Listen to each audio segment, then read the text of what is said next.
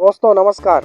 भारतीय अंतरिक्ष अनुसंधान परिषद इसरो का बहुप्रतीक्षित अंतरिक्ष मिशन चंद्रयान-3 अब लैंडिंग के लिए पूरी तरह से तैयार है। इसरो ने 2019 में अपने चंद्रयान-2 मिशन की असफलता से सबक लेते हुए इस समय चंद्रयान-3 में आवश्यक सुधार व बदलाव किए हैं। उस समय जो समस्याएं आई थी वो सारी चीज़ों में बेहतर काम किया गया है। अब तक चंद्रयान-3 सभी निर्धारित मानकों पर खरे उतरते हुए सारी चुनौतियों को पार कर चुका है।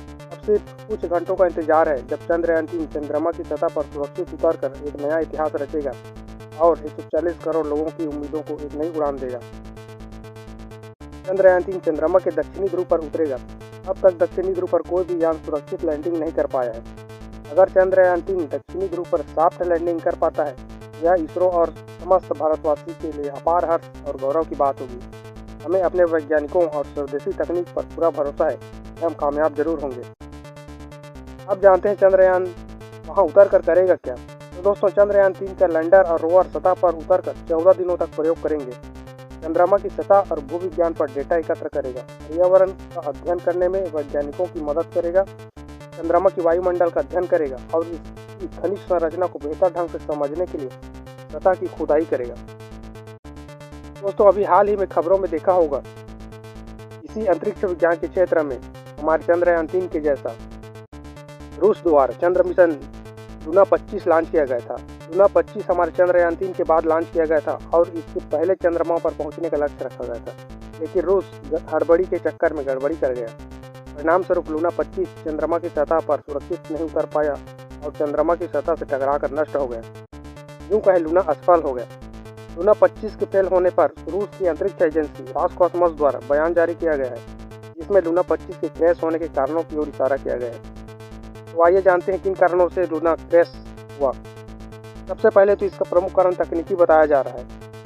लैंडिंग के वक्त कुछ तकनीकी समस्याएं आई होंगी। इस समस्या की जांच के लिए एक समिति भी बनाई गई है जो इसका सटीक कारण पता लगाएगी।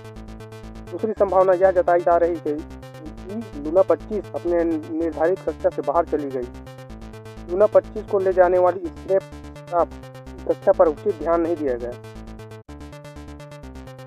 अंतरिक्ष मिशन से जुड़े विशेषज्ञों के अनुसार लूना 25 मिशन का प्रबंधन भी सही से नहीं रहा। इस मिशन के फेल होने में भ्रष्टाचार की भूमिका भी कम नहीं है। लूना 25 के लॉन्चिंग से पहले ही रॉसकॉस्मोस प्रमुख यूरी बोरिसोव ने रूसी राष्ट्रपति व्लादिमीर पुतिन को बता दिया था कि इस मिशन की सफलता दर 70% तक रहने वाली है।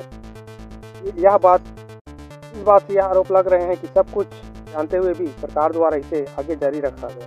कुछ मीडिया रिपोर्ट में तो यह भी कहा जा रहा है कि सरकार की ओर से वैज्ञानिकों पर बहुत ज़्यादा दबाव था। सबसे बड़ा कारण तो ई-बूस्ट को बताया जा रहा है। ई-बूस्ट यानी लैंडिंग के समय स्पेसक्राफ्ट की रफ्तार को नियंत्रित करने की प्रक्रिया ई-बूस्ट कहलाती है। जब यान सफ़र करता है तो बहुत तेज गति से चलता है, लेकिन इसी गति से सुरक्षित नहीं उतर सकता। सुरक्षित उतरने के लिए गति कम करनी पड़ती है, तभी बिना नुकसान की सतह पर उतर सकता है। लूना 25 चांद की सतह से टकराकर नष्ट हो गए। इससे साफ संकेत मिलता है यान अपनी गति पर नियंत्रण नहीं कर पाई होगी। परिणाम स्वरूप लूना 25 फेल हो गई। किसी भी अंतरिक्ष मिशन में सबसे बड़ी चुनौती होती है यही लैंडिंग का समय।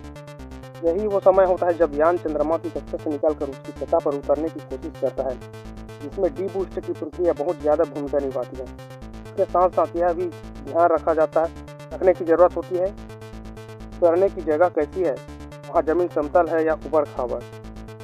जब 2019 में चंद्रयान-2 मिशन असफल हुआ तब तत्कालीन इसरो प्रमुख के सिवन ने कहा था आतंक के 15 मिनट कहने का मतलब यह था कि यान को सुरक्षित उतारने में अंतिम के 15 मिनट सबसे महत्वपूर्ण होते हैं। यह बात दोबारा करना पड़ेगी कि किसी भी स्पेसक्राफ्ट की गति कम करना ही सबसे बड़ी समस्या होती है। यह समस्या रोबोटिक सिस्टम से आती है, इसलिए यान को मैनुअली डिसीजन लेने के हिसाब से डिजाइन किया जाता है। यानी यान खुद तय करता है कि कहाँ पे उतरना है, कहाँ पे गति कम करना है, वो अपने हिसाब से तय करता है जगह। अभी हमने लैंडिंग में आने वाली समस्याओं की चर्चा की। जिन जिन चुनौतियों के बारे में जाना, उन सभी क्षेत्रों में बेहतरी सुधार कर हमारा चंद्रयान-3 निकला है। उम्मीद है हम इतिहास रचेंगे।